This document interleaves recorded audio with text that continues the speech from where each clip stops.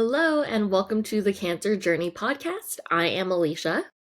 And I'm Sherry Ann. So let's start with Pesh, and I'll start today.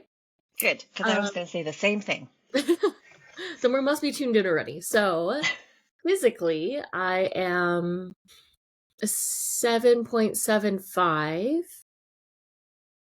Emotionally, I am an 8. Spiritually, I'm a 7.75. Um, hope is Hope is an 8.5, and my word is running. Mm. Okay, I'll jump in. Physically, I'm at 8.1. Emotionally, 8.3. Spirit, 8.9. Oh, hope, 9.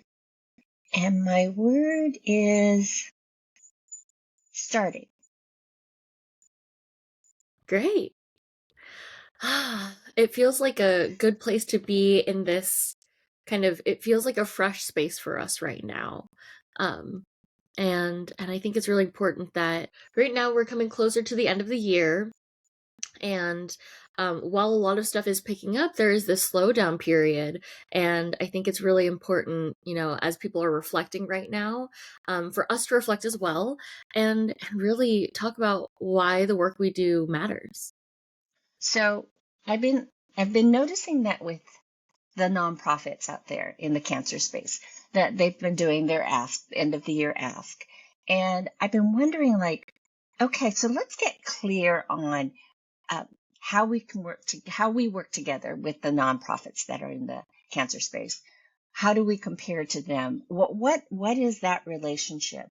And what I'm noticing is that they give you kind of a broad sweep of support like this. Um, oh, you should exercise. So they'll have some exercise classes. Or you should be mindful. So they'll do some guided imagery. And that's all good because I think they play into calming the body, doing the things that are tactical. So I think they're really good at the tactical part.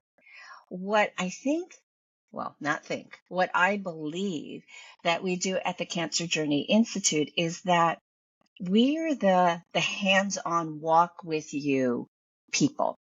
So that once somebody's diagnosed, it's scary. Fear immediately. It's even frenetic because all of a sudden you're thrust into this land called the cancer world, Mm-hmm. not one that you expected to be in, not one that you're familiar with. And so it's like going to a new country and it's like you're learning a new language.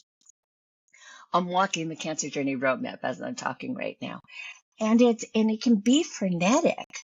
So having, the pieces is fine, but how do you apply it to yourself?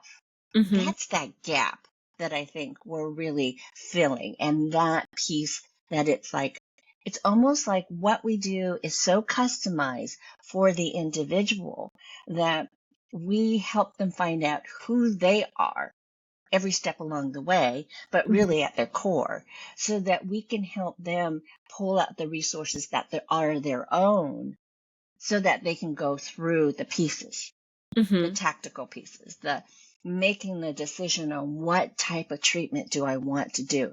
That's a huge one. Yeah. And Yeah. when you give your power away to the doctor or your family or other people who want to tell you, the internet wants to tell you what to do, that can get so confusing and swirly. Mm-hmm. Yeah, and you're taking in a lot of information, and I think kind of going back to how you're talking about the nonprofits and like what they're doing, and that they do create kind of this umbrella of all these different topics and categories that fall underneath the like cancer experience. In a similar way, we are also an umbrella, but we're more of an umbrella for a very specific part of it. So, like a lot of times when we do work with like partners and we love our nonprofits, there is this like categorical kind of way that they function, and we're less so categorical, and sometimes we fall underneath what is like mental health or mindfulness or um emotional, intelligence. We do can kind of fall under that category when we work with them, but I also feel that what we do is a different kind of umbrella, and it's an individual umbrella, and it's really tuning in to yourself and knowing, okay, this is where I feel grounded. This is what I know 100% with me, how I like to operate, and how um I execute things and what really matters to me. And so having that umbrella over the umbrella with all the different categories means that the decision when you get into those categories becomes even clearer, right? Like if you are someone who really, really deeply believes in physical health and exercise and having a personal trainer and really committing to that, the category of nutrition and, fitness underneath maybe a nonprofit's categories is going to resonate differently than someone who hasn't had that kind of background. And those are things that we kind of get to know with our sort of umbrella, that like emotional, personal umbrella of what you do, and get really connected to who you are. Which, like you said, it's so important because entering a cancer journey and having all of these experiences, which we're going to maybe see them more as negative to begin with, right? It's really hard to see a positive in there. And while we do support seeing the positive, we recognize that it can be really, really difficult to do it alone. And so, what I feel like is really topical for us too, and what we're really experiencing right now is that while it's an individual journey to figure out what you want, what matters to you, um, asking for help and communicating with the people around you and understanding what your resources are, it opens the door for you even more. So, I mean, this is such a topical example, but Sherry Ann, literally this weekend, cleaning up your office there and having someone with you, albeit she's just a friend and she's not a cancer journey coach, but in a similar vein, being able to ask someone to just be there with you and help you along the way through that journey, because they understand that it is your journey. This is the thing that only affects you, but someone who can show up for you and help you stay Right. on track and help you feel truest to you. Because when you're actively experiencing anything, it's so easy to go off on the different spokes that show up and start considering all these things. But when you have someone whose responsibility is just to kind of hone you in, you can stay, you can be like, oh, that bright shiny thing over there, and they can be like, yeah, okay, let's come back to what our what we're trying to accomplish here. Right. And they hold this container for you. And I think that's really what we do, right? That's what our coaches do, and that's what we do for our Absolutely. trainees as well. Yeah. I just kind of flashing back on a couple of things that you said. Personal trainer. What do? They look at your individual body and how it moves and what it needs to get to where you want it to go. And in that vein, we do the same thing. Who are you? It's almost like customized um, personal inner healing. It's Hmm. like, who are you and what do you need specifically to be your strongest and your most powerful self? But I'm going to come back to this weekend, and I like to say that my office is kind of a representation of my brain, and it was so scattered and there was so much stuff in it. And I know that, we're taking on a lot of stuff at the Cancer Journey Institute to make it work for the individuals that we serve and the populations that we serve. And so I looked around and it was like, oh my God, there's just so much. And I don't know what's my priority in this moment. I don't know what to focus on. There were so many things to focus on. And having, obviously, my best friend, someone who I know is not going to judge me, that's going to not care that there's that pile and that pile and that pile. That doesn't even make sense. Or a pile on top of a pile or a skewed pile. I mean, it was just my office representation of my brain was probably the most chaotic it's been in Hmm. a very, very long time. It's been a fabulous year. It makes a lot of sense, but I couldn't tackle it because I couldn't focus. And so having her here, just holding my hand, creating this really safe space of, we're going to get, where do you want to be? We're going to get there. We're going to get there together. I am not going to judge you. I'm not going to make fun of you. I'm not going to say you're wrong or bad. I'm just going to look at what's here and what's important and help me sift through it to get to the place that I want it to be. I got to say, my office is gorgeous. There's nothing on the floor. There's one pile on my desk, which is in a nice container. Hmm. And it's like, oh my God, I can breathe. I can, it's like my brain just got cleaned up Yeah. and things were, oh my God, filed away and in a way that makes sense instead of me just shoving it all in. But Mhm. that is kind of a metaphor for how we work with our clients and why it matters, because while you can get a book, and we have a book too, that says, here's some ideas, here's some stuff to do. Doing it on your own is hard. It Mhm. really is. Doing it and not judging yourself is, okay, the second hard part. But then also having the motivation and that kinship, or that container that says, we're going to make this happen. And unless you're highly self-motivated, it's Mhm. so easy to fall into the pit and go, okay, I'm about as good as I can be. Yeah. Yeah. And it's easy to get overwhelmed because Hmm. when it's your own brain, it's like, okay, and then there's more, and now I'm starting to work on something, but there are all these things that are a part of it, and everything feels like a big like web is the word that's coming to mind, but I don't think that's what I mean. Almost like, when you do like a brain dump and then you have all these spokes and then they keep growing and growing and then the relationships between them all connect, and that's what my brain feels like a lot of the time. And so it gets really hard to stay on topic, or to stay on track with what I'm Yes. trying to Yes. do when I'm like, I want to accomplish XYZ. I'm like, okay, but this and this and this. And there are so many tactics you can take on your own, right? To try to flush it out. There's so many tools out there to help you find organization, which even becomes like a further spoke out. But it's like when you come back to here, when you come back to center, you're like, okay, what's my goal? How do I actually want to feel? And then being able to only include things that feed that, and what do I really want, is when you'll start to feel that accomplishment. And we recently talked about transcendent moments of joy. I think that the achievement and getting things done, like cleaning your office and feeling that achievement and being able to like literally see it, um, it's a transcendent moment of joy. It makes you feel something differently. It's not like, even if it's like, okay, now I have that off my plate and I can focus on other things, or it's like, now I can look at beauty. Well, whatever it serves you, it does feed you because Right. it's so satisfying.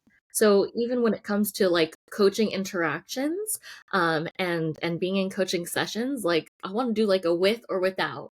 So like without coaching, you can easily be swirly, like you said, or you can feel really lost and alone, and like, oh, there are all these things I want on my list and I have no idea how to achieve them. And um, because you have the goal without any of the steps along the way, or anyone to really see you and what you really need and how you're doing things, um, because only you know you and your brain. So until you communicate with someone, they don't know what you need either.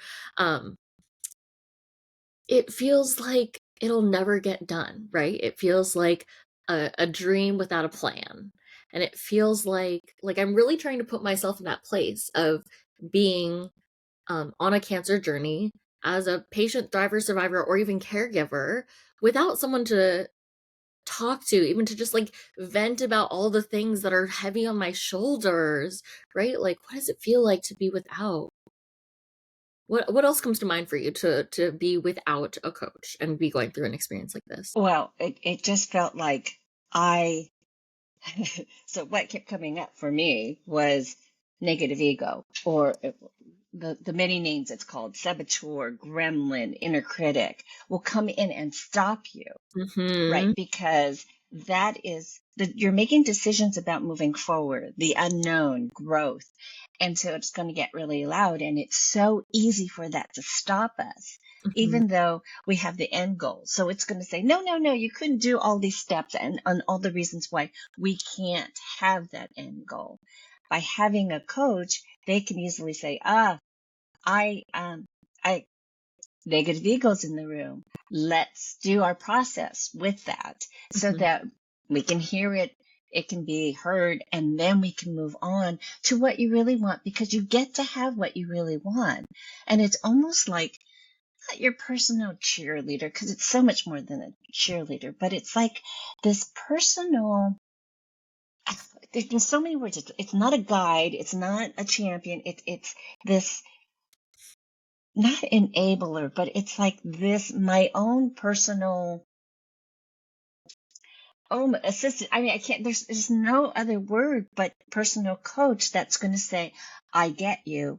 Where do we want to go? I see you. Let's just take the next step. Now take the next step. And it is all this tactical stuff to get you where you need to go, like making the decision on treatment. Mhm. Could you really do what resonates in your soul, in your body, that's like, yes, I really want to do this. Oh my goodness, I'm going to have so many people telling me don't do that, that's not going to work. The doctor's going to go, well, I don't really recommend that. Or your family's like, I heard about this new thing, I really want you to try this, and you're being influenced by all of them. And Mhm. all of a sudden that voice, your inner voice, gets smaller and smaller till you can't hear it anymore. Yeah.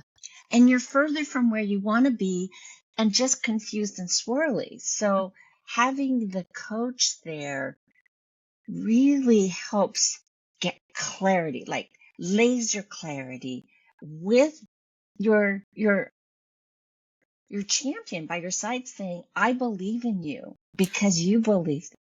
I just wanna pause because I just wanna stay on what you get without, or, like, what the experience is without a coach right now. Okay. And Okay. just because I want it to be really, really clear, right? And from our own experiences, what it's like to be without a coach, and I love what you said about your negative ego voice getting really loud, and often your negative ego is often it's saying a mean thing that maybe you've thought yourself, but maybe other people have told you. And so those voices are getting projected internally. And like you said, like your own personal voice is getting really, really small that you almost don't even recognize it. Right. And again, like the things that are so innate to us become sometimes they feel like a shadow, right? Like they're always there with us, but they're not such a strong presence because they come so naturally to us that Hmm. we don't notice when, like, yeah, that's me. And it can be really hard to claim what is yours because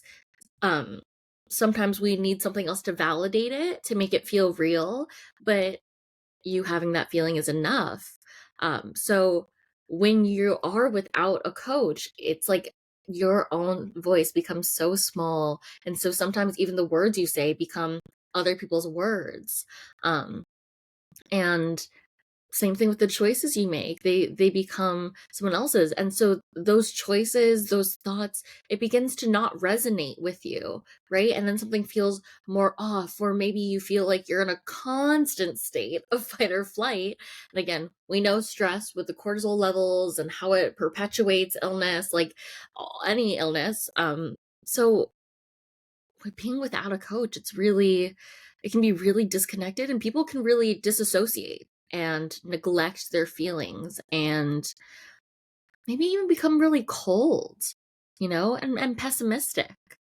Right? And depressed. Mhm. And so those are not good environments for healing. They're Mhm. actually the festering of whatever the dis-ease or the illness is. Mhm. So to create an environment within ourselves, because that's where it starts, right? we need to hear our inner voice. We need to hear ourselves. And I don't take it lightly when we say we help our clients find their powerful self, because it isn't not until you find out who you really strongly can stand in. Like, okay, I'm solid. I'm grounded. This is me. Hmm. I'm me. I'm never going to be perfect. Nobody's perfect. I'm me. And holding on and loving that and connecting to that, then you can start really assessing what people say and the things around you, and making the choices, the powerful choices that are right for you. Because then you're living in alignment with what really matters to you, not somebody else's life or not what other people are saying. Yeah. Yeah. And I can see people withdrawing, right? Because sometimes when you say, like, not just you, but when we say in general that um we want to find what matters to us, right? Some people can hear that and be like, okay, then I'm going to separate everyone else out. No one else matters, just me. And they self isolate to, yes, put themselves first, but there is definitely a cost to that as well. And so, swinging into what it's like to be with a coach, it is this: you will always be you. You will always be the only one who has control over what you do and, what decisions you make.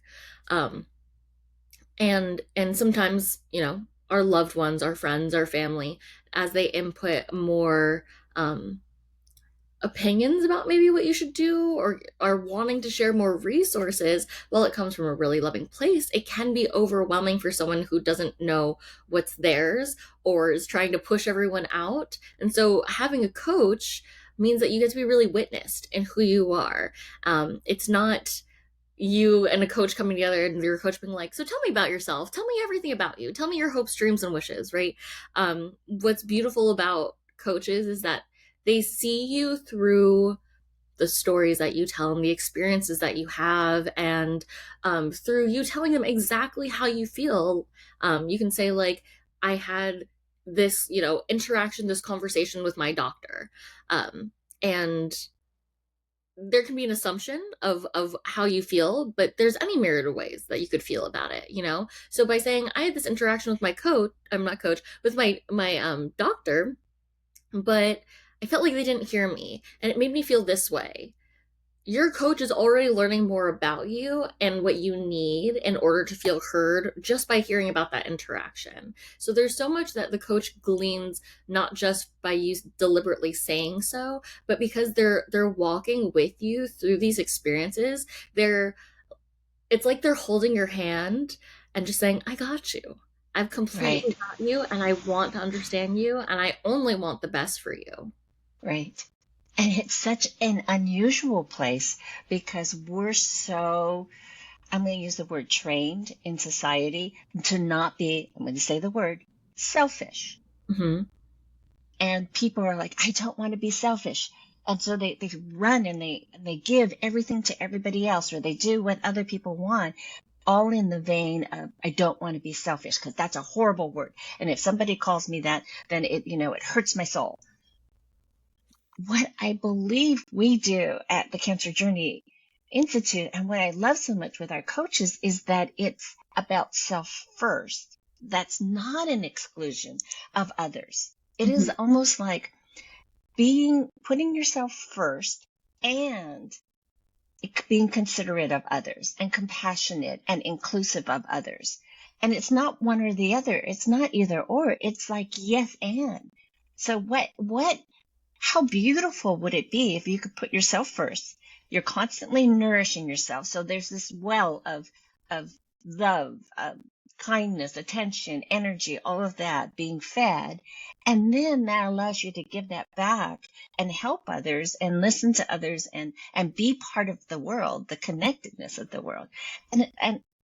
And that is accomplished by having a coach, because we find you just exactly what you said.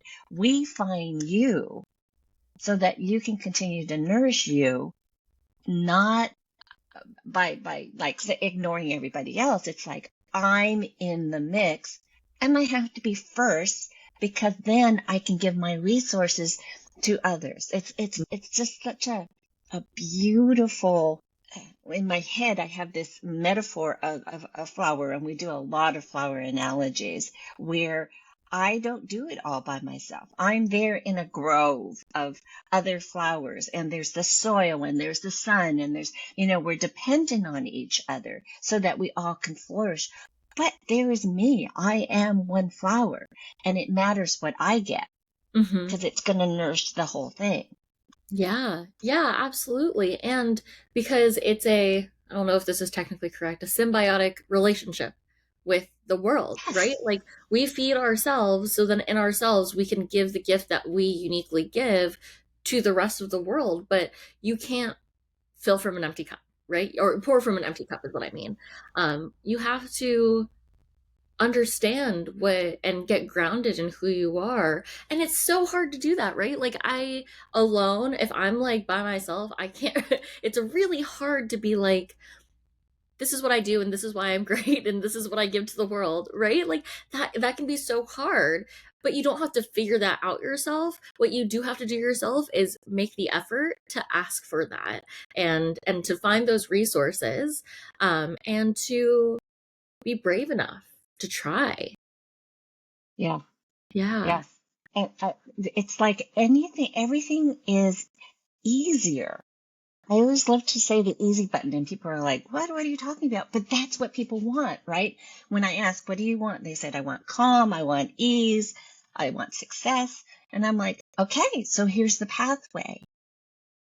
So, in the mix of a cancer journey and being part of a cancer world, whether you're the patient, the survivor, the thriver, or a caregiver, you the team is not just your medical team. You need to have that coach there that fills all the other spaces so that you can be you, so that you can be connected and whole and healing.